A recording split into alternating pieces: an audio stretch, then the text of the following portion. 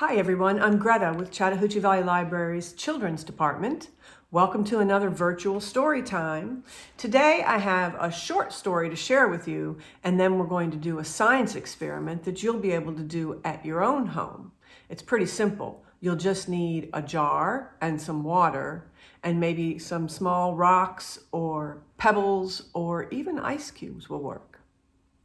Before we get started, let's review the 5 simple steps that we always talk about at Chattahoochee Valley Libraries that make your brain grow and make sure you're ready for school. The 5 simple steps are talk, sing, read, write, and play. And if you do those 5 simple things every day, all day long, mixing them all up, your brain really does grow. You learn more language and you learn more about the world around you. The easiest way to remember what the 5 simple steps are is through a song. Singing is a great memory device.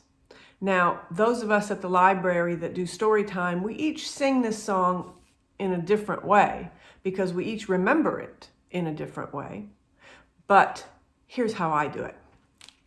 Talk, sing, read, write, play. Talk, sing, read, write, play. Talk, sing, read, write, play. Do it every day. We hope that you'll remember those 5 simple steps and you'll practice those 5 simple steps so that all the kids in our community show up at school ready to learn. Let's get started with my story today. We are going to read a fable. A fable is a special kind of story from long, long ago. Fables usually have animals as characters, but those animals talk and act like humans, and they have problems like humans. The most important thing about fables is that they're written to teach us a life lesson or a moral. Now, one of the famous authors of fables is Aesop. And he lived way back in ancient times. In fact, he was a slave in ancient times. But he wrote over 700 different fables to help teach life lessons. And he became one of the most famous and most revered fable writers. So you may have heard some famous morals from Aesop's fables like slow and steady wins the race. If you've ever heard the story of the rabbit and the turtle that race, and everyone thinks the rabbit will win, but slow and steady wins the race. Or you may have heard a fable about an ant and a grasshopper, and the moral of that story is to make sure there's a time for work and a time for play. The story I'm going to read today is from this collection. You can also find it in a lot of our online sources through Chattahoochee Valley Libraries. It's called The Crow and the Jug. And I got to tell you, I hadn't heard of it until recently. Here it is in the middle of the book, The Crow and the Jug. If you pay close attention to the story, you'll probably be able to guess what our science experiment is going to be about. I don't have a crow puppet, but this is a bird. So we'll use our imagination that this is the bird from the story. I want to give you a visual about this story before we read it. Again, this is a black crow. And you see his beak? Well, he happens to be very thirsty. And he flies into the garden and he discovers a jug with some water in it. The rain had filled the jug up. But there's a problem. He can't reach the water and he's so thirsty. Well, the story of the crow and the jug that you're about to hear will tell you how he solved this problem. Pay close attention, and then we'll retell the story while we do our science experiment. Ready? Well, Aesop wrote his fables hundreds and hundreds of years ago, but there's a lot of really great authors and illustrators that have created books retelling his stories. Today I have the McElderly book of Aesop's Fables, by Michael Morpurgo, and it's illustrated by Emma Chichester Clark. This collection has 21 different Aesop's Fables, and today we're going to read The Crow and the Jug. It was bone dry in the countryside. There had been no rain for weeks on end now. For all the animals and birds, it had been a terrible time. To even find a single drop of water was almost impossible for them. But the crow, being the cleverest of birds, always managed to find just enough water to keep himself alive. One morning, as he flew over a cottage, he saw a jug standing nearby. The crow knew, of course, that jugs were for water, and as he flew down, he could smell the water inside. He landed and he hopped closer to have another look. And sure enough, there was some water at the bottom. Not much, maybe, but a little water was a lot better than no water at all. The crow stuck his head into the jug to drink. His beak, long though it was, would not reach far enough down, no matter how hard he pushed. He tried and he tried, but it was no good. However, he knew that one way or another he had to drink that water. He stood there by the jug, wondering what he was going to do. And then he saw pebbles lying on the ground nearby, and that gave him a brilliant idea. I wonder what he's thinking. Well, one by one, he picked up the pebbles and dropped them into the jug. As each pebble fell to the bottom, the water in the jug rose higher and then higher and higher, until the crow had dropped so many pebbles in the water that the water was overflowing. And now he could drink and drink his fill. What a clever crow, he thought as he drank. What a clever crow. The moral of this Aesop's Fable is where there's a will, there's a way, but it helps if you use your brain. I've also heard it said that the moral of this story is necessity is the mother of invention, which means when you need to do something, that helps you invent a way to make it happen. So I hope you've enjoyed this version of The Crow and the Jug. Now, let's get to our science experiment. The scientific term for what that crow did in our story was water displacement. Every time he dropped a pebble into the jug, the volume or the space that pebble took up pushed the water out of the way and caused the water to rise up. So water displacement is something you may have experienced when you take a bath and accidentally fill it up too high, and then when you get in, it splashes over the edge. Water displacement is a way of measuring the volume of something. Now today, when we do our experiment, you might want to use the scientific method.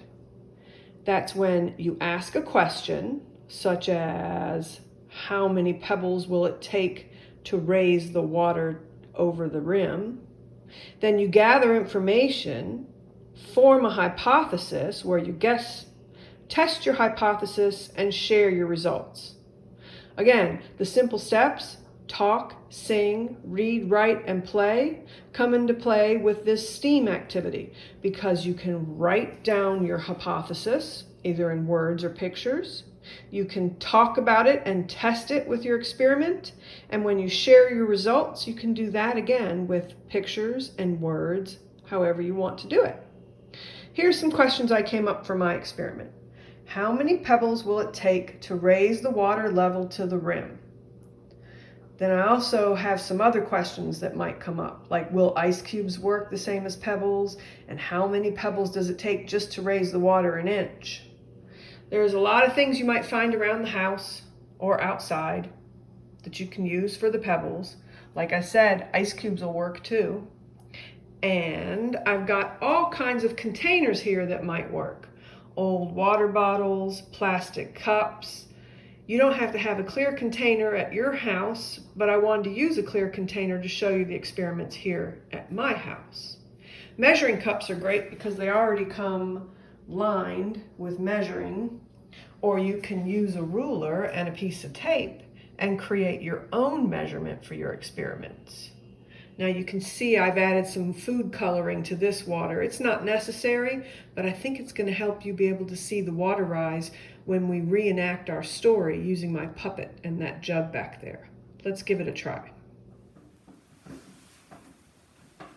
All right, time for us to have fun with two of my favorite things, science and storytelling. Here's our bird, here's our jug, and here's our pebbles. The thing about Aesop stories is they're meant to be retold in your own words. So I'll retell the story and we'll conduct our science experiment. My hypothesis is that the water level is here and it's going to take 10 pebbles for it to reach the top of the jug.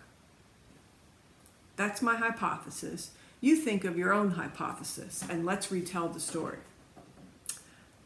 There once was a very thirsty bird. It hadn't rained in a very long time, and she needed some water. So she flew around the neighborhood, looking and looking for water, and spied a jug in the backyard of a neighbor. She flew down to the jug, smelled that it was fresh water, but sadly, she couldn't reach it to drink. That was quite a problem. She needed to have that water. Then she spied some pebbles nearby and came up with a genius plan of dropping the pebbles into the jug until she could reach the water. Let's see how many pebbles it takes. Remember, my hypothesis was 10. Let's see. Count with me.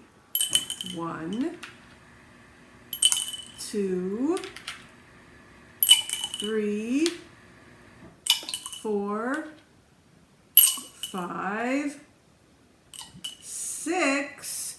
Do you see the line where the water used to be? 6 pebbles have displaced that water until it's up to here. What's after 6? 7, 8, 9, 10. Well, 10 did not reach the rim, and she can't quite reach it with her beak, so it's going to take some more. What comes after 10? 11, 12, 13, 14, 15, 16, 17. Do you think she could reach it now? I don't really want to get her beak wet, but let's see. Oh, yes, she definitely could reach it now. So 17 pebbles brought it up to where she could reach it. But the rim is right here. Let's see, 17, 18, 19, 20, 21, got it pretty close to that rim. Well, to finish our story, our thirsty bird and her genius idea of water displacement with pebbles cured her thirst. The end. All right, at your house, figure out some water displacement experiments you could do and maybe make up a story to go along.